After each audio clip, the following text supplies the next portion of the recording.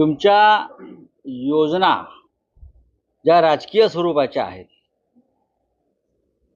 ज्या मतदारांवर प्रभाव टाकण्यासाठी आणि मतदान विकत घेण्यासाठी आहे,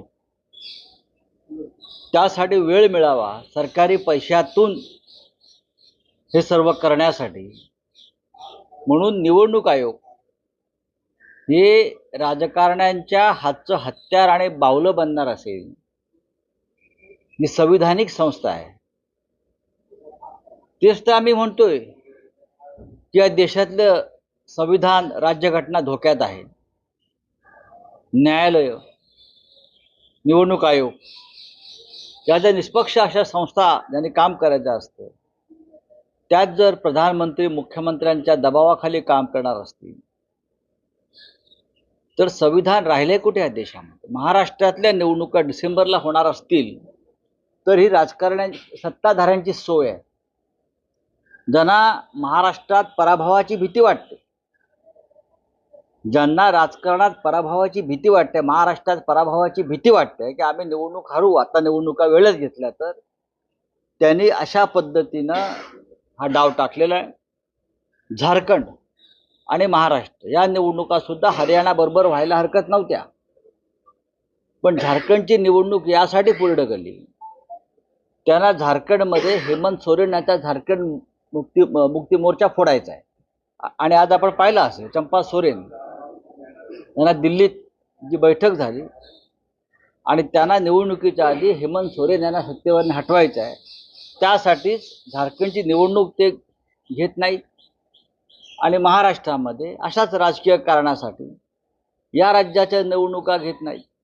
महाराष्ट्रामध्ये विधानसभा, महानगरपालिका, जिल्हा परिषदा, नगरपालिका, पंचायती कोणत्याही निवडणुका जर निवडणूक आयोग घ्यायला तयार नसेल, सरकार घ्यायला तयार नसेल, याचा अर्थ ही हुकुमशाहीच आहे.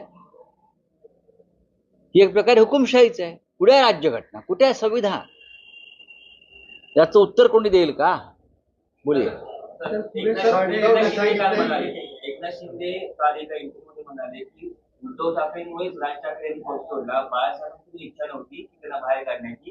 उद्धव ठाकरेंचं अनेक वर्षापासून स्वप्न होतं की मुख्यमंत्री बनावं. आता एकनाथ शिंदे हे ज्यांच्या नादाला लागलेले आहेत ते सगळे खोटारडे, ढोंगी, खोटं बोलणारे लोक आहेत.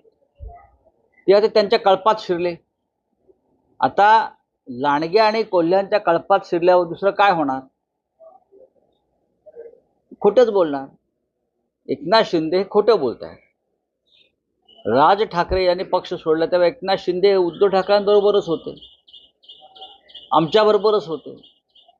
आणि ठाण्याच्या पलीकडे त्यांचं काय तेव्हा मजल नव्हती.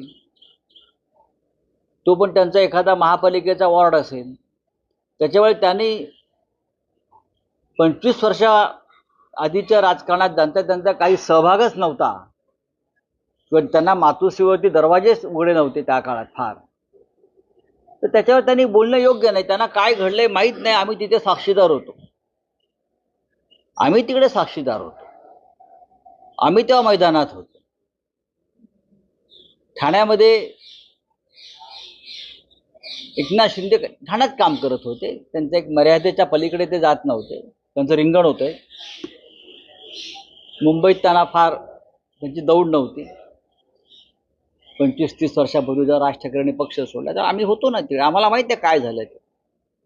त्यांना जर एखादा सिनेमा त्या विषयावर काढायचा असेल, 1 नंबर 2 नंबर, तर त्यांना मी प्रत्यक्ष कथानक काय घडलं ते द्यायला तयार आहे. कारण शिंदे हल्ली चित्रपट निर्माते जास्त झालेले आहेत. त्याच्यावेळी मी मागे म्हणालो की नमक हराम 2 सिनेमा मी काढणार आहे आणि त्याच्यामागे या सगळ्या ज्या पडद्यामागच्या पटकथा आहेत, त्या सगळ्या पटकथा, screen play, behind the curtain, पडद्यामागच्या सगळ्या पटकथा त्यात येतील नमक हराम 2 मध्ये. गोवा महामार्गाचा वनवास संपता संपेना, यामध्ये आता महायुतीतलेच जे नेते आहेत ते भाजपच्या मंत्र्यांवर मुंबई आणि गोवा महामार्गाचं दुःख हे कायम आहे.